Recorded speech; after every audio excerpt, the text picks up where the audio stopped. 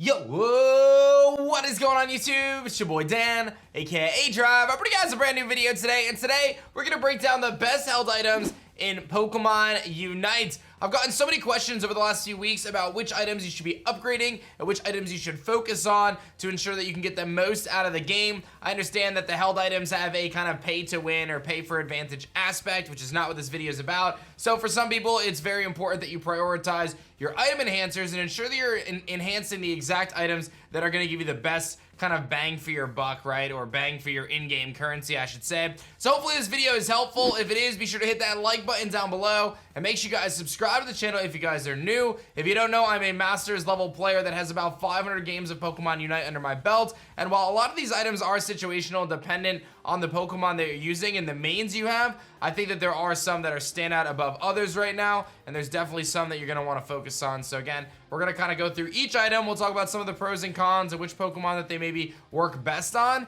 and then I'll tell you guys where I would rank them. So let's get kicked off here with the EOS Cookie. Now, let me talk about this for a second. The EOS Cookie, the attack weight, and the special attack specs are items that can be used up to 6 times in a battle. So that effect that the EOS Cookie gives you, which is an HP increased buff, will work up to 6 times in a battle, and it's best used on a more defensive Pokemon, as getting that huge HP buff can be pretty massive.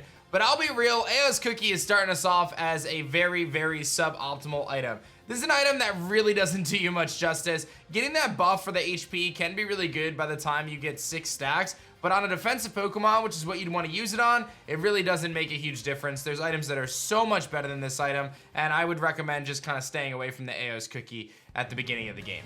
Coming up next is the Assault Vest, which will actually grant you a shield up to 15% of your total HP. It also gives an HP buff and a little bit of a special defensive buff, and this is very, very good on more defensive, supportive type characters, right? You want to focus on that HP buff, you want to focus on that little shield you get. I think that that's actually pretty advantageous. It's really good on Snorlax and Slowbro, and you could even argue for certain Pokemon like Garchomp and stuff like that. This item is very metagame dependent. When you have Pokemon like Gardevoir roaming around the map and other special attackers, Assault Vest is going to shine a little bit stronger, but when the opposing team is using a lot of physical attackers, then obviously Assault Vest is a little bit kind of hit or miss, right? So it is a little bit more dependent on what the opposing team is running, but I do feel like Assault Vest is a very good option. However, I am going to put it in the situational, and the reason why I say that is because it is very situational. It's only really good on mostly defender type Pokemon, supporter type Pokemon, and again, it can completely be nullified for the most part with that shield if the opposing team is mostly physical attackers. So just something to note there with Assault Vest. It can be a really, really good option. I think it's something that is worth considering, but I just don't feel like it stand out above some of the other options that we can look at. Up next is the attack weight, which much like the EOS Cookie is going to give you an attack boost every time you score a goal, up to 6 stacks of that attack boost. And I'll be real, this is one of the items that I've basically never seen from a metagame perspective. Can it be used on a physical attacker in an offensive setting? Yes, but I do feel like there's just significantly better options. So we're gonna pretty much write off the attack weight at this point, because again, there's just so many better options that we can talk about that can boost your attack and actually give you more utility in a game than the attack weight, which is forcing you to score to get those stacks. Not a big fan of that item, if I'm just being honest. Time to talk about some really good items. We've got the Buddy Barrier here, and I actually feel like the Buddy Barrier is one of the premier items in the game. If you play a defender or a supporter role, heck, you can play any role, and Buddy Barrier can be really, really good. It grants an HP buff off the default, but when you get it to level 20, it provides a 40% shield to you and your closest, lowest HP ally in a team fight. A 40% shield can be massive in a game that is so revolving around those team fights. The Dreadnoughts, the Rotoms, the Zapdos fights. Having Buddy Barrier when you unite move for those team fights gives your team so much more survivability, and I will tell you that some of the best teams right now that are playing Unite are stacking Buddy Barrier on all 5 Pokemon to ensure that they're actually gaining those advantages. I genuinely think this is one of the best items. If you're playing defender or supporter, I think you really have to consider Buddy Barrier, but I think some of the offensive characters can actually benefit from it as well, as again, it's benefiting the entire team when you nail down those team fights, which is what Unite is all about. Coming up next, we have Energy Amplifier. An Energy Amplifier is a unique move where after you use your Unite move, you're actually going to get a damage increase buff for a short period of time. And for some Unite Pokemon, it actually is really beneficial. Charizard is the one that really comes to mind. I'm actually gonna put it in situational. Charizard, when it uses its Unite move, it takes the sky and then it actually has those powered up attacks, those kind of fire blasting attacks, then it can seismic toss. And by utilizing Energy Amplifier, you're increasing the damage of that fire attack coming out of the Charizard. So this is probably one of the best Pokemon to use it with. But a lot of Pokemon use the Unite move and then that's it. The Unite move is the attack.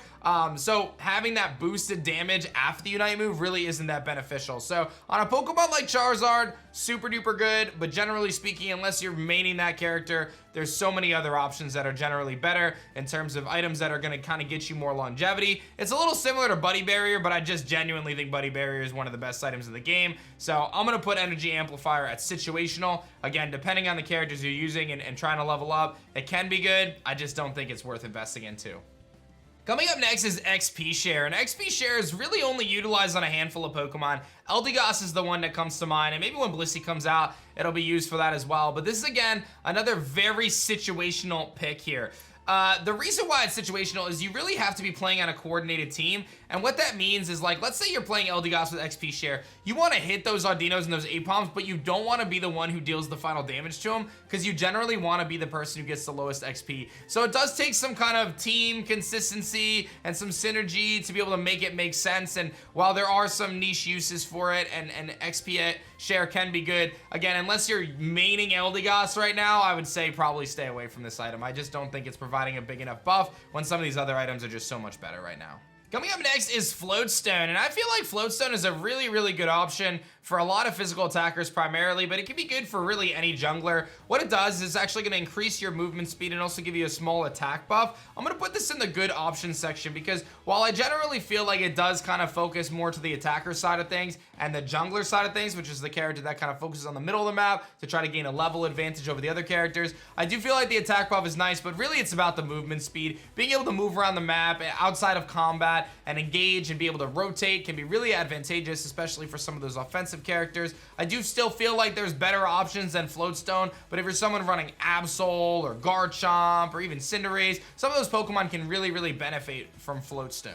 Coming up as one of the premier items in the game, this is of course Focus Band, and I actually feel like this is one of the best choices for held items to grab. I feel like Focus Band is one of the premier items, as I just said. It's very, very good on defenders and supporters, but it can also be used on offensive characters like Gardevoir and many, many more. And the reason being is it gives you a small defensive buff, which is really not what we're looking at here. But what we're looking at is when you drop below to a low amount of HP, you're actually going to gain HP back for 3 seconds. And I believe it's 14%. You gain 14% of the HP it lost for each of the seconds for 3 total seconds. So when you get knocked down to low health and you're in a very tough team fight, you can actually gain that little bit of health back and kind of survive those team fights, especially early game and late game. Very, very advantageous. I have been running this on pretty much every character that I play right now because I feel like that little bit of extra health can make all the difference in those team fights and even single engagements in lane and beyond. I really recommend looking into Focus Band because I do think it's one of the best items in the game.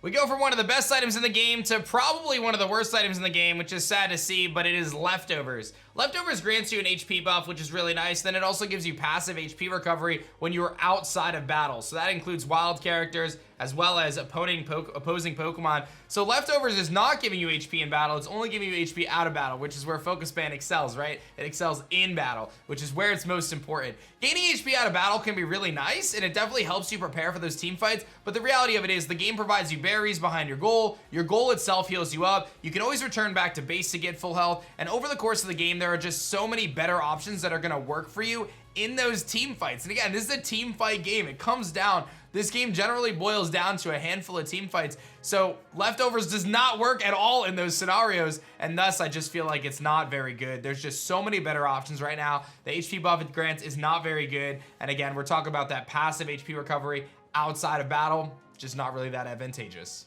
Coming up next is Muscle Band, and I feel like Muscle Band is actually one of the better options in the game right now. What it does, it's actually boosting your basic attack, which a lot of Pokemon benefit from, and most basic attacks are physical, so getting that single physical attack buff is also advantageous. And the last thing it does is it actually increases your attack speed on your basic attack, which can be really, really strong. And what Muscle Band does, it's kind of unique, is it actually is scaling the amount of damage it does based on the amount of HP that is lost from the opposing Pokemon. So the more HP that they're weaker, the more damage that Muscle Band is doing, if I'm not mistaken. So I do feel like that's really good, and it's actually one of the most common items used in the metagame right now. You see it on Greninja and Talonflame and Absol, and you can even run it on things like Ninetales to boost their basic attacks and increase that attack speed. And you figure it is a small attack speed buff, right? We're talking about 7.5% attack speed buff, but 7.5% increase actually over the course of a game could mean you're getting off so many more basic attacks, and that little bit of damage can make all the difference in a game. So I really do feel like Muscle Band is one of the premier items in the game. I highly recommend focusing on it, especially if you're using a more offensive character. If you're using a more defensive and support character, you generally won't see it as much,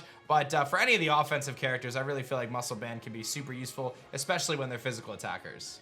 Coming up next is Rocky Helmet, and this point actually really pains me to say because Rocky Helmet's my highest level item. It's legit level 29, but I actually do feel like it falls into suboptimal. I guess you could argue situational, but it needs a massive buff, and here's the reason why. Rocky Helmet only activates one time in combat, and then you have to get out of combat for a cooldown period for it to be able to activate again. Now, it does provide you with an HP and a defensive buff, and then it also deals damage to the opposing Pokemon equal to 5% of the opposing Pokemon's match HP, so it can deal some chip damage in some tough fights, but again, because it only activates once per fight and then has this cooldown where you have to get out of the battle to be able to work again, it just basically gets completely outclassed by other items. Like, there's no way I would run Rocky Helmet at this point over a Buddy Barrier, or even Assault Vest, which is granting me a guaranteed shield going into the battle against special attackers.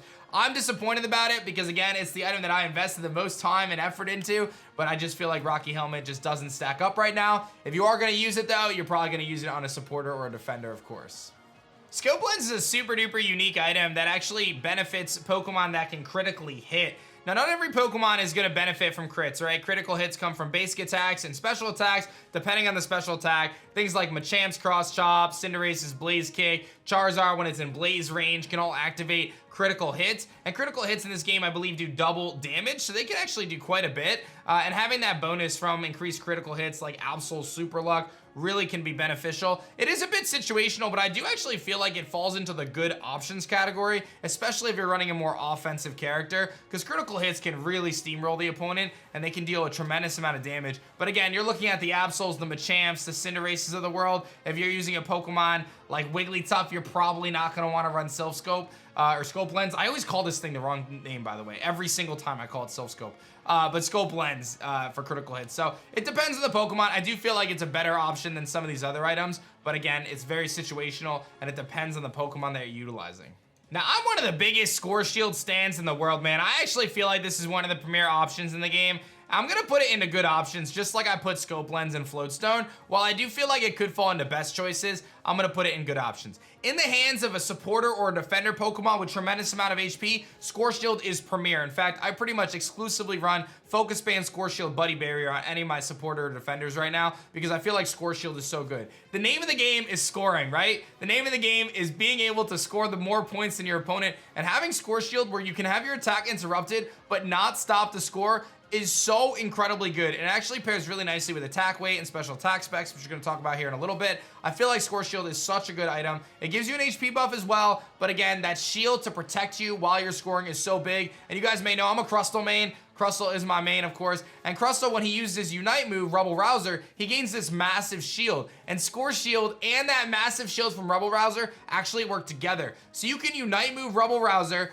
have Score Shield on his Crustle, and you will always get that score in pretty much because they're probably not going to be able to break that shield because it actually combines the two shields. So there's some really unique interactions like that with Score Shield that make it a really, really good option. If you're playing defenders and supporters, highly recommend you look at it. But again, from the offensive characters with very low HP totals, the shield they get is so little that it's not worth using. I've tried it on Pokemon that are more offensive, and it just simply doesn't stack up the same way as a Crustle or a Snorlax using it. So while those Pokemon generally aren't meant to score, they're not the scorers. The name of the game is scoring. So I gotta stand behind Score Shield because I really feel like it's a premier item right now. Coming up next, we've got Shellbell, and I feel like Shellbell could probably go in best choice or good options, but again, we're trying to focus on certain types of Pokemon that can utilize it. Shellbell is a special attack focused item, so it's really good on things like Gengar. What happens is the higher your special attack stat is, the more it's going to recover. So when you're hitting opposing Pokemon with attacks, you're actually gaining a little bit of HP back, up to I believe 75 HP every time. So Shellbell can really keep a Pokemon in a fight, kind of like Focus Band from a defensive perspective, but more offensively. As you're hitting them with their attacks, you're gaining more HP back. Again, super good on things like